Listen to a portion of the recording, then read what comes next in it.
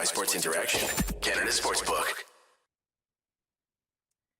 Hello and welcome to Game Over Vancouver. I am your host for the evening. I'm Sam, and with me is Jackson MacDonald of Roxy Fever, one of the best Canucks podcasts out there. So make sure you go follow Jackson on Twitter and follow Roxy Fever and check it out. How are you doing tonight, Jackson?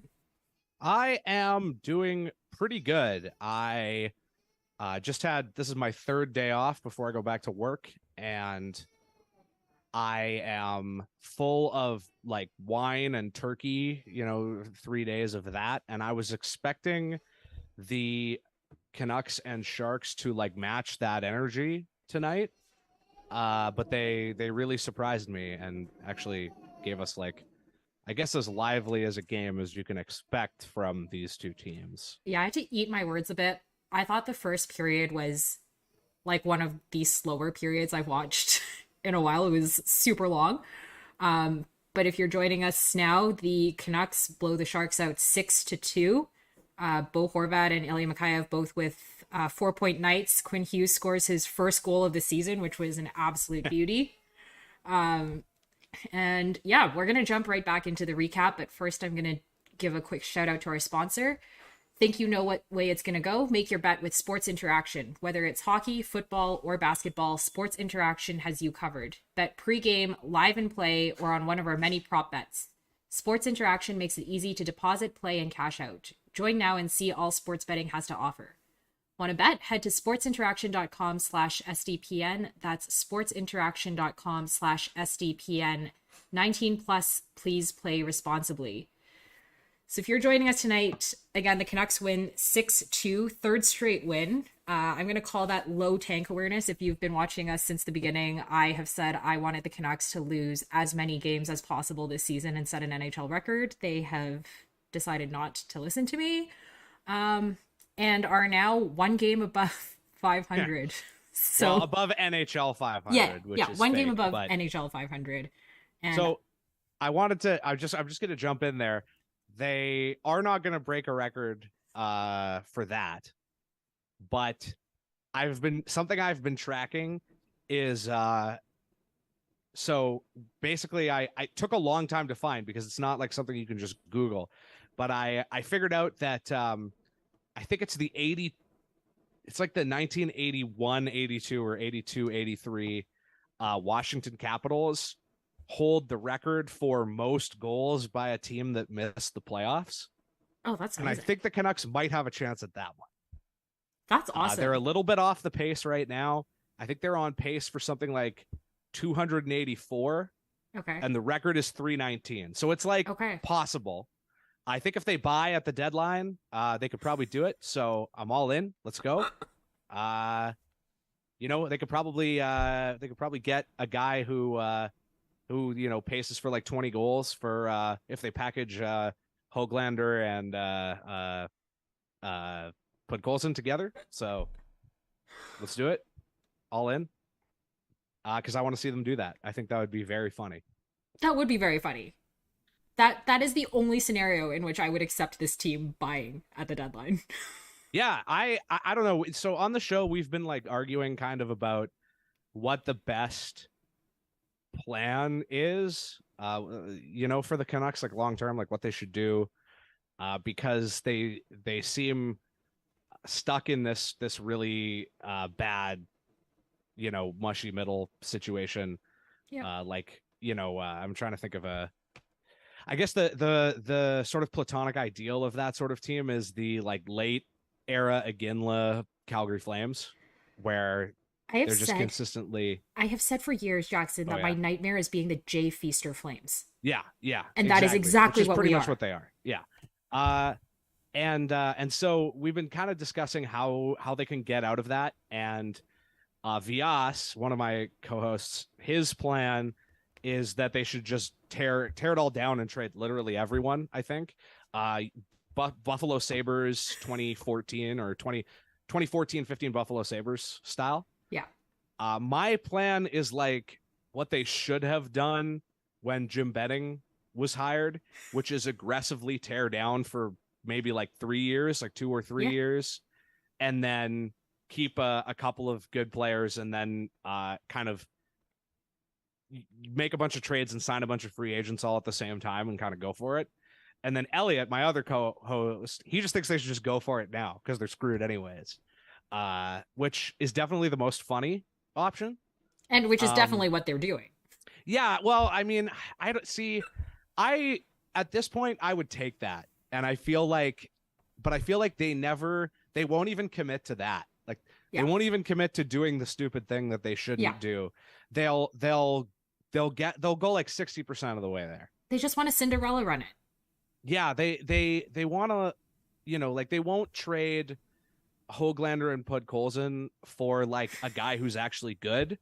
They'll trade Höglander and Podkolzin for like another struggling like 24-year-old guy who might be good. They'll trade him for like the current equivalent of Sven Berchi or whatever. That's perfect. And the same thing with if they trade Bo Horvat, and I'm sure we'll talk about Bo Horvat later, but like if they trade him, I'm just like I'm waiting for them to find a way to trade him for a fourth line center and a like number 5 defenseman. Like they're gonna think that they're getting more than that, but then that's what they're gonna end up with. Like I know this should be funny, but it's like so close to the reality of the last few years that I can't. Yeah. I want to laugh, but I also want to cry. Yeah, I mean not to get I guess like too far off the topic or whatever, but when Sat dropped that nugget that the offer for Miller from the Rangers was basically what everyone thought it was, which was Lundqvist. Is that the guy's name? Or Lindquist or something like Lindquist, that? Yeah, Lindquist. Like fine defenseman prospect. Or actually pretty, I guess he's in the lineup now and he's playing pretty well, but at the time, like pretty good defense prospect. Philip Hedl and a first.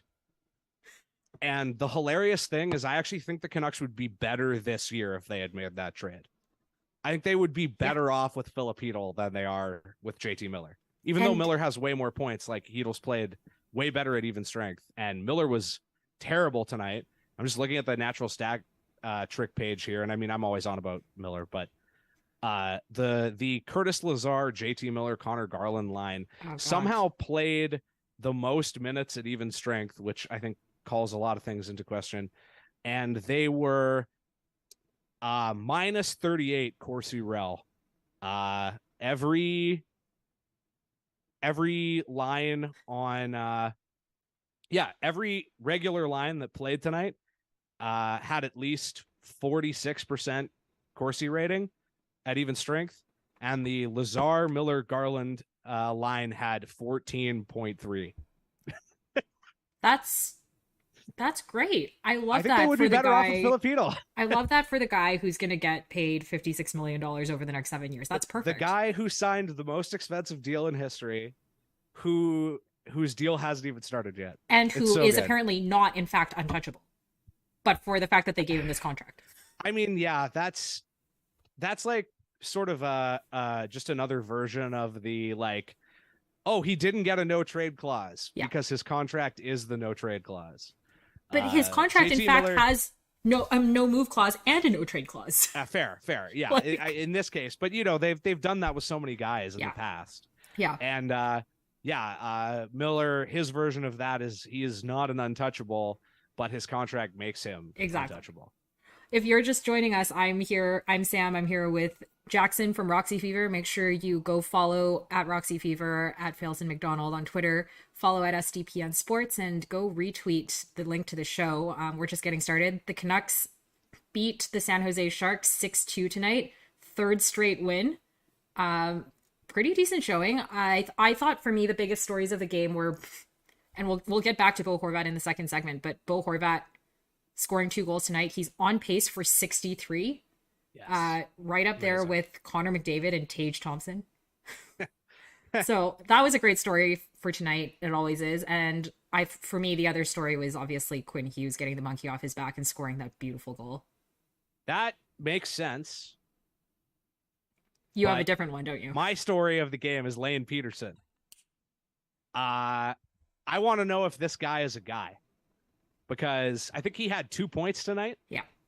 And looked pretty good. And obviously it's not hard to look good when you play with Elias Pettersson, but I don't know. I think, you know, you look at how he was playing with the Abbey Canucks, and I know he had something like a 36% like shooting percentage or something obscene. But if you look at Jim Rutherford and Patrick Allvine's history with Pittsburgh, this was kind of what they were good at, was finding these, you know, mid-20s AHL players, or like guys who were like really old guys in college or whatever, and picking them up out of obscurity and turning them into like anything from like 13th, 14th forward, can play, you know, 30 to 50 games a year, or be randomly a guy who scores like 60 points with Sidney Crosby or whatever. And so I want to know if Lane Peterson, you know, when we look back in a couple years, like, is he, you know, man, there's such a dearth of examples of this type of guy in recent Canucks history. But like, I want to know if he's like Alex Burrows, which he's not, but that's just the only example I could think of. Or if he's like Jason King, or Ronald Kennens, or somebody like that. Michael but he's been pretty good so far. I think he's got if he had 2 points tonight, I think that means he's got like 4 points in 5 games or something. So yeah, he's looked pretty good. He's been pretty good. You also just gotta love having Peterson play with Pettersson, because it's not confusing enough. And then once the World Juniors are done, let's just throw the other Elias Pettersson in and just make it as confusing as possible for everyone. That needs to happen. And I'm pretty sure, I can't remember, but I'm pretty sure Cal Peterson is a bad guy and they shouldn't get him, but also it would be funny if they did. And then also Marcus Pettersson. Yeah, there you go. Perfect. Just they play could ice all like of them. An almost entire lineup, like starting lineup. That should be our other goal for the season. Yeah. Score the most goals by a team that misses the playoffs. Yeah. And ice an entire starting lineup of guys basically named Peterson. Yeah. All right. I like it. In the chat, we have someone saying, a first for Miller. Are you effing kidding me? Why didn't they ship him out? Can't answer that question because I don't know. They were going to get more for him than they traded for him. Yeah. Do you know how insane that is? Like, they traded a first-round pick for this guy, which they absolutely should not have done. And I feel like I've been totally vindicated on that point, because they have done absolutely nothing since they acquired him. And, you know, it probably kept them from bottoming out for a couple more years, because he did play so well, especially in his first season here. And what they should have done was sell high. And then they could have traded him for more than they gave up, which is the dream for if you make a stupid move like that you shouldn't make. And then they didn't do it. And then they signed him to the most expensive deal in team history. And it hasn't even started yet. Yeah, but Jackson, he scored like 99 points last season, so obviously your tweet was wrong. Okay, well, but here's the thing. So he scored 99 points last season. Bo Horvat's gonna, like, you know, score. He's gonna become like second all time to Gretzky in goals scored in this season. This is gonna happen again with Elias Pettersson next year. Oh, absolutely. He's gonna win like the Art Ross. He's gonna score like 150 points, and they're gonna have to make him the highest paid player in the league. Yeah. And they're gonna have to do it because he's the one guy that they can't lose for this whole like project to exist. You know, if they lose Pettersson, then it has to be a hard restart, because there's nothing holding this thing up anymore. I mean, I think I've been relatively on the record about this, saying, like, constantly making fun of people who said last season that JT Miller is their best player and not Elias Pettersson, which most of the time I laugh at, until I remember that the people who think that include Canucks management. Yeah, I mean, probably not anymore. But yeah, I mean, they did both say that a bunch of times, which was kind of the first sign of trouble for me. Yeah. Was hearing them call him their best player. He's not even their best. Like, what is he exactly? Is he a center He's a or a winger. winger? I don't. He's a winger who wants to be a center. Yeah, or who believes he's a center. I mean, I was saying earlier today that he can't be their best winger because he's too busy being their fourth best center. I enjoyed that one immensely. And I said that, and I was like, okay, well, who's their third best center? And I think I gotta say, he hasn't played there yet, but based on what I've seen through 5 games, it might be Lane Peterson. They should try him at center. I've been thinking about this.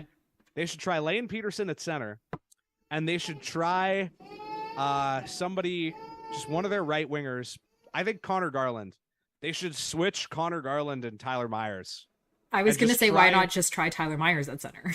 Try Tyler Myers as a forward, and then try Connor Garland as a defenseman. More teams should do this if their team is not very good. This. I like this. Just mix it up. Yeah. Maybe they can find a way to like make Oliver Ekman-Larsson a fourth line winger or something, so that he can just play less because he needs to play less. On the topic of centers, let's switch into our second segment, and I want to hear from the chat on this as well. Our second segment has to be about Bo Horvat. Like I said earlier tonight, Horvat scores 2 more goals tonight. Pasitabulis, Daniel Wagner, tweeted that he is on pace for 63 goals this season. It is a contract year. He is obviously the hand-chosen successor to the Sedins, and very likely going to get shipped out. 63 goals would be the most ever by a Canuck in a season, right? I think so. I think that's right. Because Pavel Bure holds the record, I think, with 60. Yeah. That would be very funny. I would enjoy that immensely. That feels like what this team does, is like they just break records held by way better teams, but then they have like a below real 500 record. And yeah, I mean, Bo Horvat, I believe I heard John and John say that he is within spitting distance of passing Thomas Gradin for like 8th all time in Canucks points, which is so depressing because they haven't been good since his rookie year, basically. Yep. And even then, their claims of being good were pretty dubious. I love the Bo Horvat storyline because it's like, you kind of want to be positive after a game like tonight. They're over 500. You can always count on the Canucks beating up on one of the worst teams in the league to prevent themselves from looking like one of the worst teams in the league. In fairness, I actually thought they might lose this game because they typically blow games that they should easily win. I headed into this game and I was prepared to talk about how like the Canucks and Sharks are like, at least not so much in terms of roster construction, but in terms of quality, like basically the same team. And then I watched this game and I was like, actually, no, the Sharks are much worse. The Sharks are much worse. They're pretty bad. But like the Bo Horvat thing is great because it's simultaneously a positive storyline. They have this guy scoring at this historic pace. And also the second you look at it deeper, you take like one deeper look into it for even half a second. It's just like, oh, this guy's they're going to have to trade him. Like they can't re-sign him because they already did this. They already went through this with JT Miller. And that's who they chose. And I mean, they probably should have chose neither realistically, but I do kind of have to think that, if you had to pick one, you'd probably pick Bo Horvat just because he's the captain and he can actually play center. And his game, I don't know, might age less poorly than Miller. I don't know. That's a tough one. But I wrote this article like 3 years ago now, I think, called "The Canucks Spent Their Money on the Wrong Players at the Wrong Time." You should update that. And at the time I was talking about losing, how they lost it when they lost all 4 of those guys in the same summer: Stetcher, Toffoli, Markstrom, and Tanev. and also Josh Leva, most importantly. And, you know, they lost out on those 4 guys because they had spent all this money on basically, you know, Eriksson, Beagle, and Roussel, who they eventually ended up shipping out for OEL.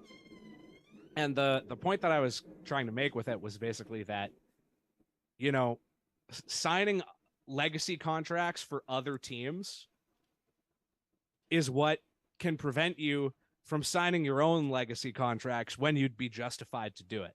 Yep. Like Chris Tanev would still probably be this team's best right-handed defenseman. All due respect to Ethan Bear. Yeah.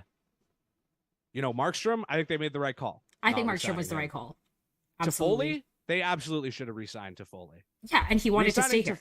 Re-signing Toffoli like would have meant they don't have to go out and get Connor Garland, or they could trade Brock Besser when he was actually still worth something, even though he had a goal tonight.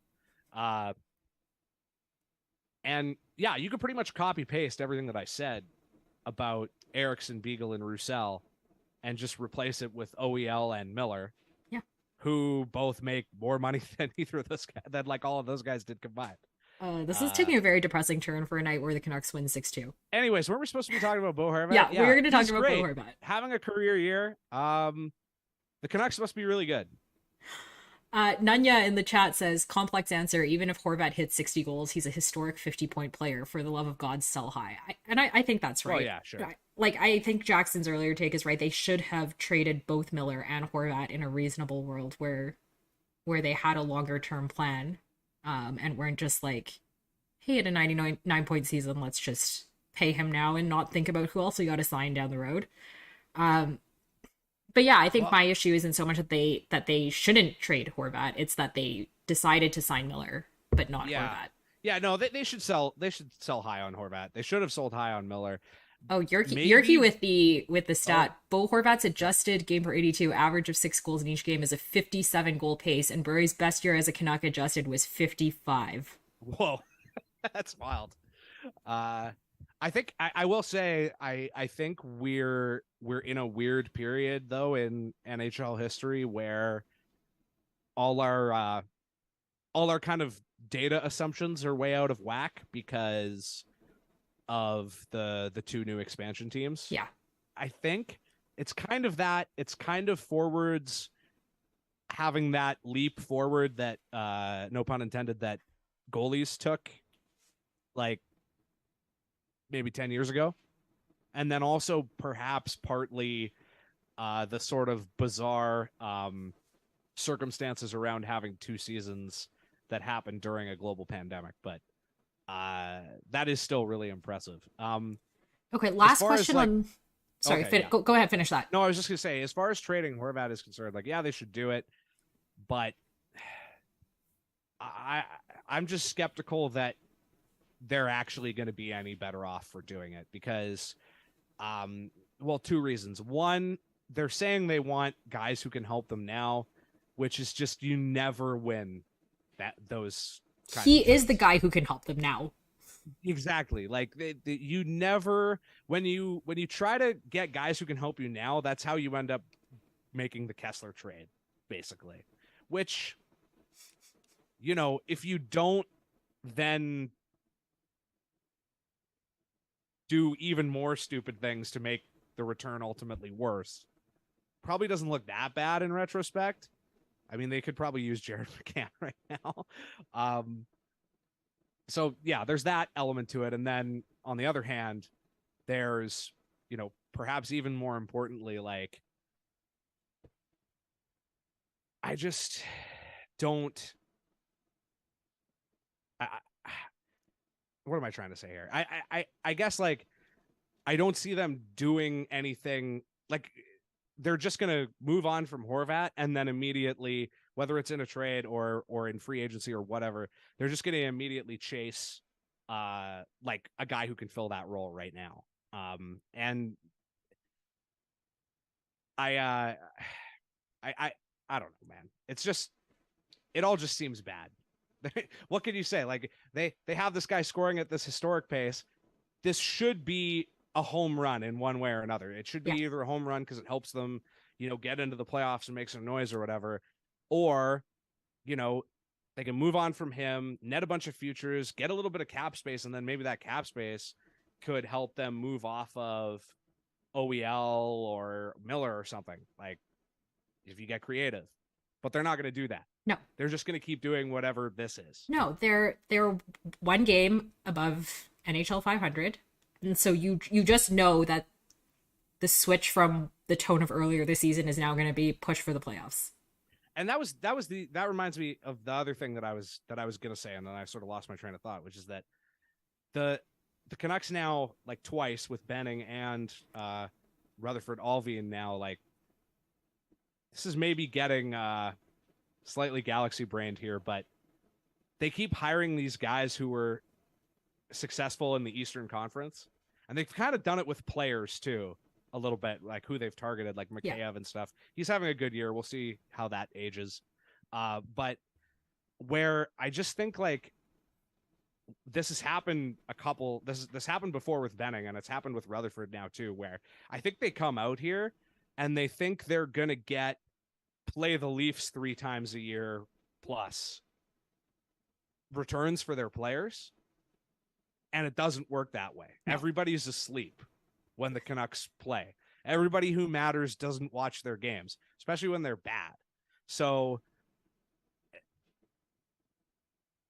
I think they kind of got caught with their pants down a little bit with Miller, thinking like, oh, we're going to get, this huge return or whatever.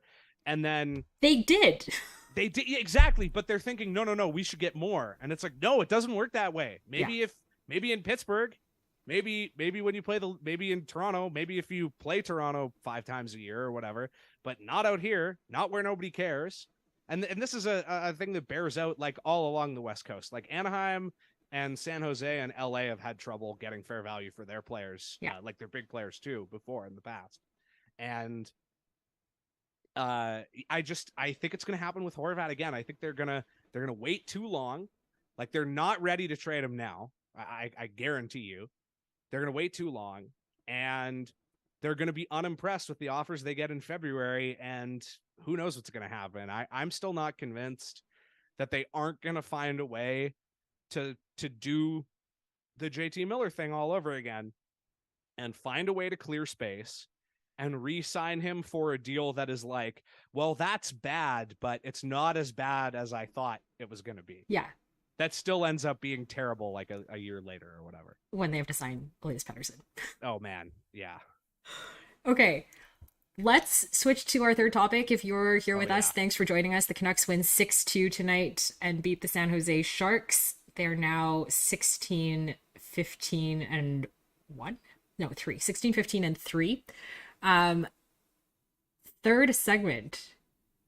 We are going to talk about the 2 teams tonight who are currently in 6th and 7th in the Pacific, and whether you would rather be the Canucks right now or the Sharks right now. Yeah. So I want to preface this by saying that like the Sharks feel like out of all the other teams in the NHL, and I know people talk about Buffalo a lot because they're expansion cousins. I can see the similarities, but I think I think while they're similarly cursed, they're cursed in very different ways. I think the Sharks are kind of like the most Canucks team in the league probably right now, and also historically, out of maybe any other team in NHL history. And when you look at their team right now, especially, like, if you think of like a movie that has a multiverse in it or whatever, which I think is like 90% of movies now. The Sharks are like when you get to the point in the multiverse movie where the main guy meets like 20 other versions of him from different universes or whatever. And there's like, maybe like 3 or 4 main other versions of them that are there that actually do stuff. And then there's like 15 in the background that are all just like, what if this guy had a mustache? Or like, what if this guy lived underwater? And they're not developed at all. They're just kind of there to illustrate how there's millions of them or whatever. And the Sharks feel like one of those background with a mustache, like multiverse versions of the Canucks, because like they have a bunch of old guys that they're paying too much. They have no identity that stems largely from like losing the best players in their team history and like not really committing to a rebuild. Nick Bonino is just there kind of for some reason. They have a guy named Magna who's playing way too high up in the lineup. They have Jonah Gadjevich, which is funny. Erik Yeah, Karlsson. I don't know. You gotta have Erik Karlsson.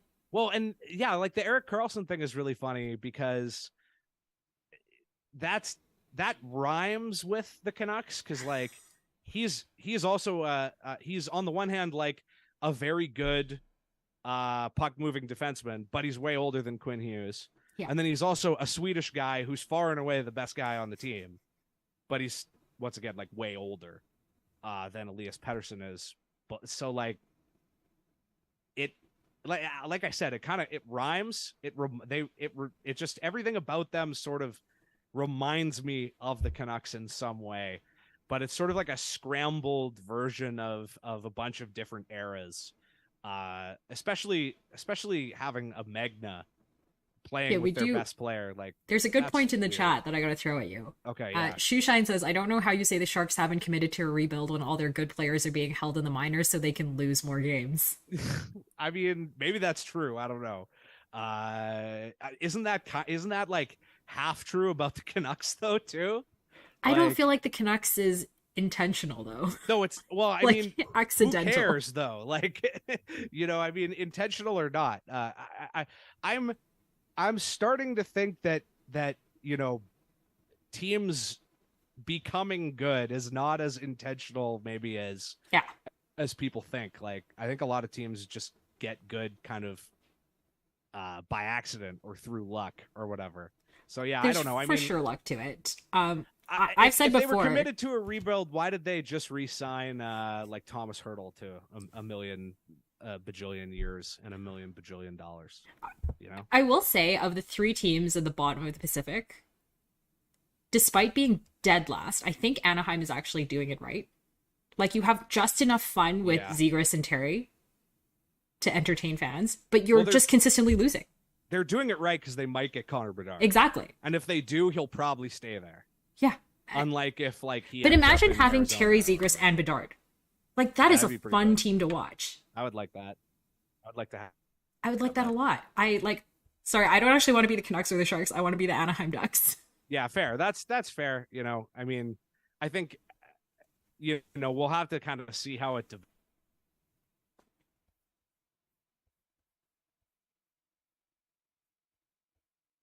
I think I just lost you for a second. We're having some technical difficulties. Had some technical difficulties. You cut out for a second. Oh man. I think you're back. Connection is unstable thing. I think okay. You're like faking it so you can avoid my question. No. Oh, okay. I'm really close as far as who you would there be, because the Sharks have think contracts, like their bad contracts are worse than the Canucks. Erik Karlsson, I'm not even. Oh man, Jax, I don't know if you can hear me, but you are super cutting out. So apologies to everyone who's. Here. We're just gonna take 5 seconds and see if this works.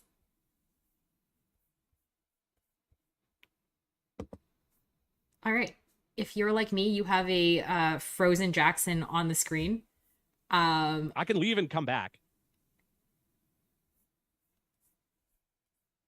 I think he's leaving and coming back. We are waiting on tenterhooks to see if Jackson would rather be the Sharks or the Canucks. And in the meantime, I'm going to say that I think my answer was the best one. I think I would rather be the Ducks than the Sharks or the Canucks because at least they're having fun. Although I guess I will say tonight was pretty fun. Notwithstanding the fact that we are not in the Bedard sweepstakes anymore. Yorkie says the internet doesn't work as well on the island because each byte of data has to take the ferry. That is a great point. I don't know if you missed that. That's true. Yeah, actually, like our internet is terrible here. It's because Yorkie says each byte of data has to take the ferry. Yeah, that's probably true. I wouldn't be surprised. And pay way too much money and get bad food. Anyways, I won't go on about that. But okay, Sharks versus Canucks. Who would you rather be? What I was gonna say before weird things happened is like I think the Sharks have worse contracts. Like their bad contracts are worse than the Canucks' bad contracts. Oh, that's depressing. But you know, on one hand, like Erik Karlsson's contract, I think is mostly just bad because of the team that he's on. Like if he was on a team and he was doing this and they were like a contender, I don't think you really care that you're paying him like like $12 million for the next 10 years or whatever it is. I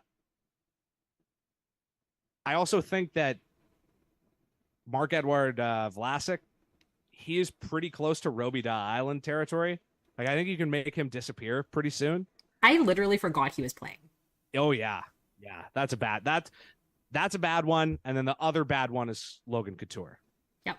That contract is so bad. I don't even know how that happened. I finished the game tonight and was like, I couldn't say a single thing about Logan Couture. Oh man, that's Logan Couture is JT Miller in 3 years. Oh God. Except Logan Couture actually plays center. Yeah. So, I mean, that would make you think that it would be worse to be San Jose. But at the same time, I think all their mid-tier guys are easier to move off of and like better and cheaper. And so for the first stage of the rebuild where if we assume these teams are going to rebuild or San Jose is going to rebuild or whatever, for the first stage of the rebuild, you've kind of got all these like middling parts that you can strip down and move and then wait a couple years until your really bad contracts get more movable to like Arizona or, you just make them disappear like Stefan Robida style. And then I also think like Erik Karlsson, I mean, he's rebuilt his value at this point, don't you think? Absolutely. Like they could probably remove him. So then you're really just looking at Couture, whose deal is really bad, but is less long than JT Miller's, and Vlasic, who, you just make him disappear. And then I think at that point, I also think the Sharks are worse right now. So they're going to get a better draft pick. They might actually land in the Connor Bedard sweepstakes. Like they're bad enough to do that. At the same time, the Canucks definitely seem, at least on paper, like maybe if you were really, really, really smart, you could figure out a way to turn it around quickly and kind of make a go of it. But between the ownership and then just the general average creativity and intelligence of general managers and presidents and such across the league, like I just don't really see that happening. I think they're just going to be the Jay Feaster Flames. I think like David Poile in Nashville is really the only guy who's like pulled that off. Yeah. Like taking the consistently mediocre to okay team and turning them into a contender just by like making a bunch of trades that all, where you won every single one of them somehow. Except for maybe that Hornquist trade. I don't know. Yeah. That's probably debatable, but yeah. It seems like there's no way out. All right, so are you picking the Sharks? I think I am, which feels terrible to say. But I think it's all sort of dependent on, like that's what I'd rather have to work with. That's fair. But I also think like I have not really very much more faith that they'll pursue a rebuild than I do with the Canucks. So like if I'm rebuilding, I take the worst team with the contracts that aren't as long. Yeah. But if I'm assuming that both of these teams are going to try to do the Canucks thing of, retool on the make fly. some trades and try to retool on the fly and get good, then I think the Canucks are closer to doing that than the Sharks. But I'm also not convinced that that's possible to do. Nunya says they would take the Coyotes over the Canucks and Sharks too. There's hope for the future. Although I will point out that the Coyotes beat the Colorado Avalanche tonight in a stunning move of what we call low tank awareness. Yes. I think the Coyotes are just completely screwed because they will never escape just being the team that takes on low real salary and high cap hits. Yeah. And is like the place where everyone stores their terrible players. Because like they were doing this in the Connor McDavid year. Yeah. And they're still doing it now. Oh yeah. Okay, they went all the way through one Connor to another Connor. It's incredible. And they're still bad. Like they're still like maybe worst team in the league bad. Yeah, I mean, when you can go from one generational player to the next, that's an entire wasted generation. Yeah, exactly. Well, that's another thing too is like then you can consider things like ownership or whatever, in which case then I'm definitely taking the Sharks out of those three teams because I think they have the least stupid and evil owner. Stupid for sure. Evil, we'll see. Debatable. Debatable. Shoeshine says, last comment of the night, Shoeshine says, the Sharks are at least really good for a long time and are paying for it now. Canucks have been bad for a while and will continue to be bad for a while. Both teams suck to be fans now.